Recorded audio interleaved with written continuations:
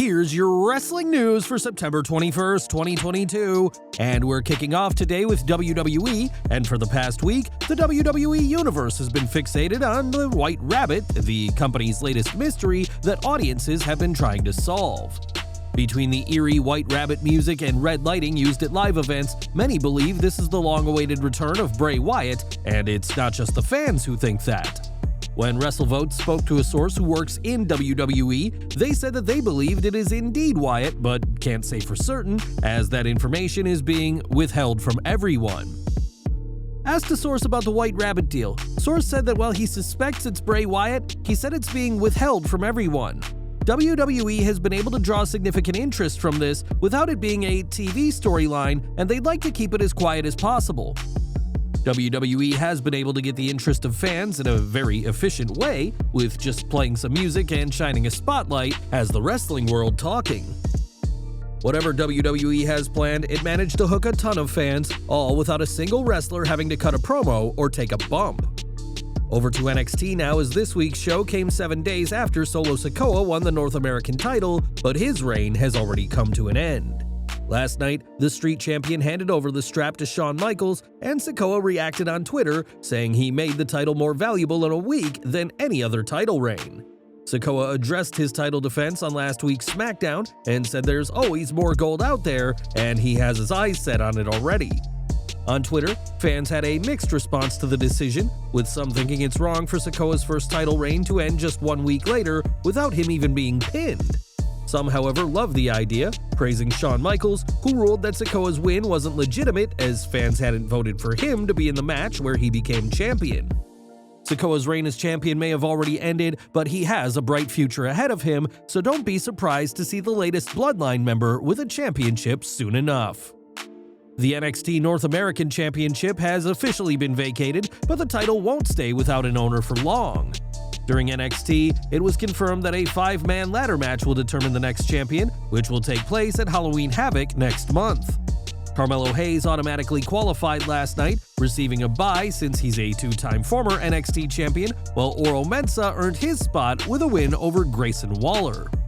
Waller seemed to have the match won until Apollo Crews appeared out of nowhere at ringside, distracting Grayson and giving Mensah the opportunity to hit his big spinning heel kick for the win. Mensah is a new name in NXT, but worked with NXT UK under the name Oliver Carter and is one of the very few NXT UK stars not to be released.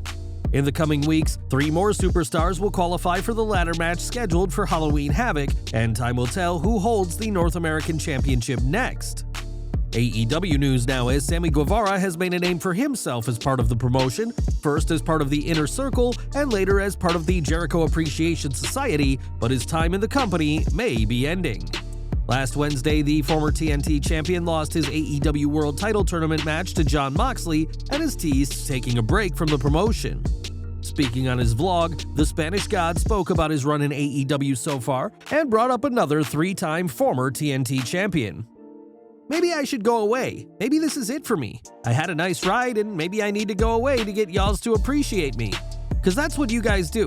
That's what you did to Cody. While he was in AEW, you hated him, and when he went to WWE, and you guys love him now.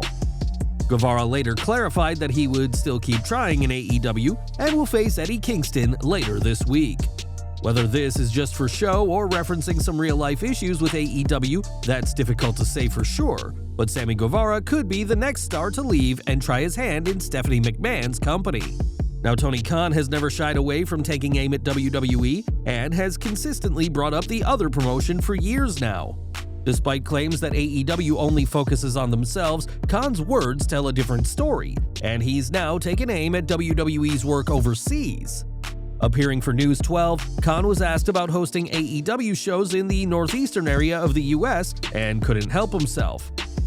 We're running a lot of great shows around the Northeast. It's so many great wrestling markets in one geographic region.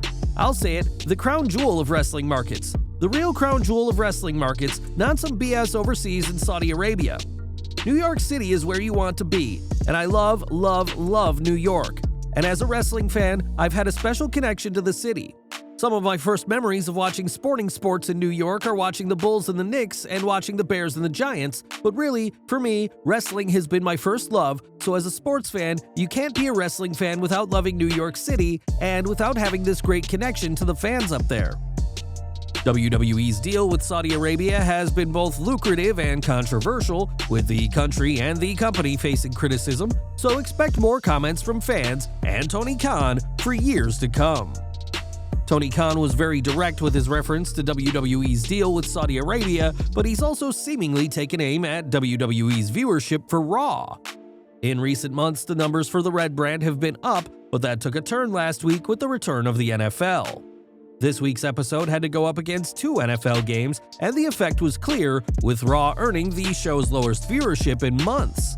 On Twitter, Tony Khan tweeted a gif of a man yelling, "Are you ready for some football?" And many in the comments saw this as a nod to the dominance the NFL has over Raw, especially as Khan's own Jacksonville Jaguars hadn't played. According to Showbuzz Daily, Raw drew an average of 1.59 million viewers, down considerably from recent weeks, which have been over 2 million since the change of leadership. If Khan is taking aim at WWE's ratings, he may want to remember that Raw up against the NFL is still defeating his AEW Dynamite every single week, so he may want to think twice about throwing these stones in his proverbial glass house. More from AEW, and when the company was founded, they immediately tried to set themselves apart from WWE, and one way to do that was win-loss records. Well, it seems at times that wins and losses don't matter in WWE. AEW has kept a strict record of how many times a wrestler has tasted victory and bitter defeat, but that's about to change. According to Dave Meltzer on the latest Wrestling Observer Radio, win-loss records aren't going to go away completely, but will be de-emphasized in AEW moving forwards. Previously, the records were used to determine the number 1 contenders for title matches, but in recent times, title contention matches and other more traditional wrestling staples have been used instead. It doesn't help AEW that they have ignored their own rules, as by their own ranking system, FTR should have been the number 1 contenders for the tag team titles for months, but have yet to have their title shot. AEW will still keep track of the rankings, but it won't be as big a deal, allowing the company to change up how their title contenders will be decided. At SummerSlam 2022, Brock Lesnar came up short in his efforts to dethrone Roman Reigns, falling to the Tribal Chief in an incredible last man standing match.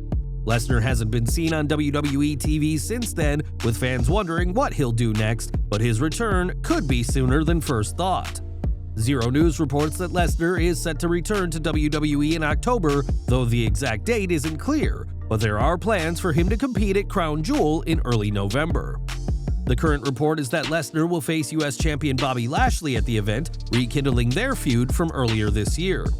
Not only that, but it's also noted that Lashley's U.S. title will be on the line as part of Triple H's efforts to make the championship more prestigious by putting high-profile names in the title picture. Since winning the title in July, Lashley has faced the likes of Seth Rollins and AJ Styles, but his next challenger could be none other than the Beast incarnate. Now, in recent months, WWE has been making major changes backstage, with several top-level executives being released. Jeff Jarrett was released last month from his role as Senior VP of Live Events, but now WWE is looking to fill some gaps. In its job listings, it's revealed that WWE is looking for a new Senior Vice President of Customer Growth who will answer to WWE's Marketing EVP, Catherine Newman, who joined in June. WWE is also looking for a digital producer in vertical video, specifically for creating content on platforms like TikTok and Instagram Reels. WWE is also looking for a VP of Affiliates and a VP of Marketing Operations, so expect plenty more changes from the company's corporate side in the coming weeks. WWE has been making a lot of changes behind the scenes, with these job listings just the latest, but these changes have, for the most part, been received well. It's been said that WWE has seen a significant boost in morale as employees have been enjoying this post-Vince McMahon era, and there's now another reason for them to be happy. Fightful Select reports that WWE co-CEOs Stephanie McMahon and Nick Khan, as well as Triple H, recently held a meeting where they confirmed that the paid holiday schedule will be getting a lot bigger. WWE has added Veterans Day, Juneteenth, Thanksgiving Eve, and a floating holiday in the new 2023 company schedule on top of the usual holidays like Independence Day, New Year's, Christmas, and others. Khan, Stephanie McMahon, and Triple H also told the employees that their flexible work policy will also expand in another piece of good news for the staff. Employees who have worked with WWE for years had resigned themselves to the ideas that what was happening was as good as they were going to get, but now those employees will get to spend more time with their families in the latest positive change. In July, Ric Flair brought his in-ring career to a close, competing in the appropriately titled Ric Flair's Final Match as part of StarCast. In the days running up to the event, fans saw several events praising Ric Flair as the greatest of all time, but his permanent retirement may not be as permanent as first thought. While speaking on his To Be the Man podcast, Rick spoke about his old rival Ricky the Dragon Steamboat, who is set to return to the ring this November after a 12-year hiatus. Flair said that he is confident that the Dragon will do great in his first match back, and admitted that hearing of Steamboat's return has made himself want to get back in the ring. At one point, it was reported that Flair's alleged last match was going to be him versus Steamboat, but the latter later said that he turned down the match. Time will tell whether Flair has another final match, and even if he did, he'd hardly be the first or last wrestler to come out of retirement. And we're ending today with Asuka, who has been teaming with Alexa Bliss and Bianca Belair as of late, but there's one more individual as part of this team. During this week's Raw, Bliss took on Bayley, with both women having their respective teammates. While Damage Control made their entrance, Asuka could be seen holding Bliss's doll Lilly. The Empress of Tomorrow later shared the picture on her official Twitter, and this got a response from Bliss saying that Lilly loves her friend Asuka.